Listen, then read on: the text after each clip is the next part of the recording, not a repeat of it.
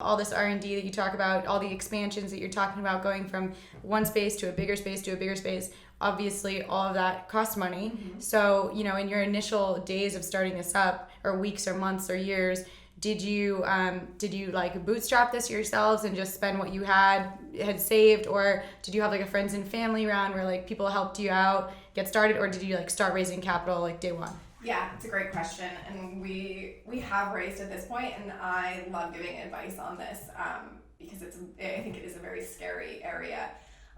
We bootstrapped in the beginning. I had like a few thousand, like literally maybe like $1,500 or $2,000. Oh, this is great for people to know, like what you know, how people started. Yeah, in my bank account, and basically everything we did had to be driving sales and had to be bringing in revenue, and I think that I just didn't even really know about the fundraising world, and I didn't have friends or family that had money, so I didn't really have any options and wasn't even thinking about it. It was more of, you know, let me make sure this works. Like, I thought that when you had a business, like, profitability was the goal. Like, you know, it's not quite always now.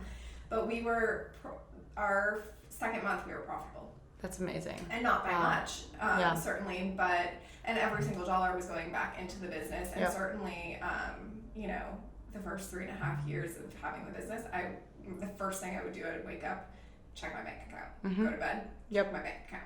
And some days... Do you still do that? No. Oh, that's good. There's a time period where you still do that, and then you stop. Yeah. At some point. I still check it, like, once a day. That's normal. That's normal. Just not in the morning. Yeah. But it's just not, like, you know, and it's the stress of bootstrapping is insane. And I didn't realize until after, when we did have some cushion, that like, that was like a pretty big burden. You go back to thinking how you lived on like a, you know, whatever a day budget, and you're like, wow, I can't believe I did that. I remember being in the grocery store one day, like early on, and I like just went to go buy something for dinner, not thinking about it, and then I was like, oh, I actually don't have any money. My accounts are negative. What do I have in my wallet? And I had like $3 or something in my wallet, and I went down the aisle I was like, okay, I can get like a can of tuna, maybe. I didn't had no idea what price. Everyone's like, God, you never had to think about it. 99 cents. Why did it get so expensive? Right. Like, you never think about that. I like ended up being able to buy like a crappy can of tuna. But I was like, okay, this is a low. But then, but it's like you said, everything's going back into the business. You're committed. That's like ultimate commitment to the cause. Yeah, and it's a short. Tuna's not that bad. Right? No, I still eat plenty of tuna. You're not a fan. No. But you want to have the choice. Yes, you know? totally. Yeah. That's true. Especially when you were recovering from health problems and were trying to eat like really clean, that's not always like the cheapest thing to do. Yes. I mean, it's really not. You know, think about the cheapest food is like fast food and stuff. No, but also luckily being in the wellness business, like I had my own product, I had friends' products, like we were in a kitchen where people would like share food. That's awesome. It was like starting a food business, being able to feed yourself at least is part of that. Totally. But it was really hard in the beginning. However, I would not do it any differently. By the time we were ready to raise, we had over $1 million in sales. That's amazing. Per year, and so we were able to. I really had some leverage. You protected yourself. Yeah, you got to show. You know, this is what we're doing. We don't need you. We'd like to have you, but you have to be the right person for us. Exactly. We had proof of concept, and we had an idea to scale. So that's what was really missing in the beginning, and I knew that like there wasn't a story there to raise money, because investors want to know, how are you going to become a $100 million or more company and sell so I can get 10x my return. And when you're making fresh almond milk that has a 5-day shelf life, you don't have an answer for that. So when you decided to go raise, did you put a deck together yourself, and what was that like? I had some friends who had like put decks out, so they would send me theirs to look at, and I had my accounting team like had an advisor that gave me some advice,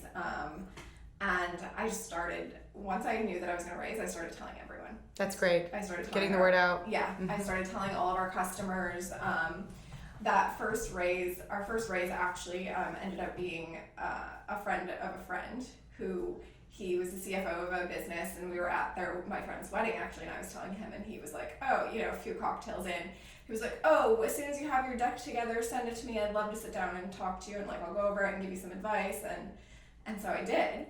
And he like took a while to get back to me, and then I was like, I'd love to meet up and just like go through stuff with you. And get feedback probably, right? You probably wanted... But of course I wanted to pitch him, and he like kind of blew it off, and I just kept asking him. And so finally he was like, obviously we're going to see each other socially, so I'll meet up. Kind of pressured him into that. Yeah. And so we met up, and literally the day before, I had sat down with another investor who didn't have liquid at the time because she was building out a house, but she gave me a bunch of advice. I like tightened up my pitch, and I was like, perfect, this guy is in real estate, he knows nothing about food, but I'll just practice on him and I'll give it my best shot, and like that'll be good for all my next meetings. The time we walked out of the meeting, he was like, I personally am definitely in, and I think I can put a group together who will take it all. That's awesome. And he did. That's awesome. Wow. Yeah. So that first raise was one group, one person that I deal with, they took it all. And then my next raise was most of the people in it were huge fans of the product. That's they were awesome. customers in some way. And people I'd had, once you start raising, you just keep those conversations going. Yeah. Did you use like any kind of like a CRM for that process and like following up with people? How did you do that? I wish that I was that organized. So that next raise was what we would call our seed round, and it all kind of worked out easily enough that I could like remember who I had been in touch with and following up with them, and now not sophisticated at all, but in that process, we're eventually going to raise a Series A. So I have like a list of people who are like smaller, and then people who are for the Series A, like literally written in my notebook. That's great. Whatever works, right? Yeah, and a lot of these people, like, you take multiple meetings, you become friends, like, there's great stories, they're really interesting people, so you remember them. And raising is so hard, but it really is so fun. Like, you get to meet such interesting people, and you get to talk about what you love. Yeah. And a lot of the conversations, I've been able to take pieces of the conversation and apply them to the business, or they've made me think about something in a different way. So valuable. They're really helpful. Yeah. Yeah. That's amazing. Raising's a lot of fun, I think. Yeah.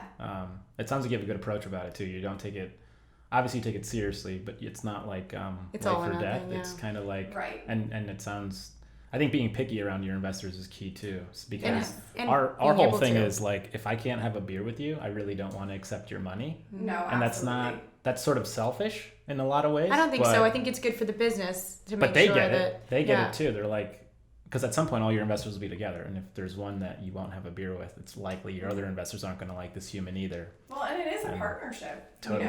Yeah. And you're fighting to build something that's going to make these people a lot of money, so you don't want to, like, if it's someone you don't like, right. Like, you might fight a little less hard for them. Yeah, right. Yeah, you want to feel that mutual... I'll sink this company. I don't want to make this person rich. No, you don't want that. But no, that'll never happen. But there is an interesting balance to it all. Like, like I said, I love talking with investors, but it does take so much time and energy. Oh, yeah. And I love running my business. So I'll be really grateful after we raise the Series A to kind of shut it down. When do you do that? We'll be starting conversations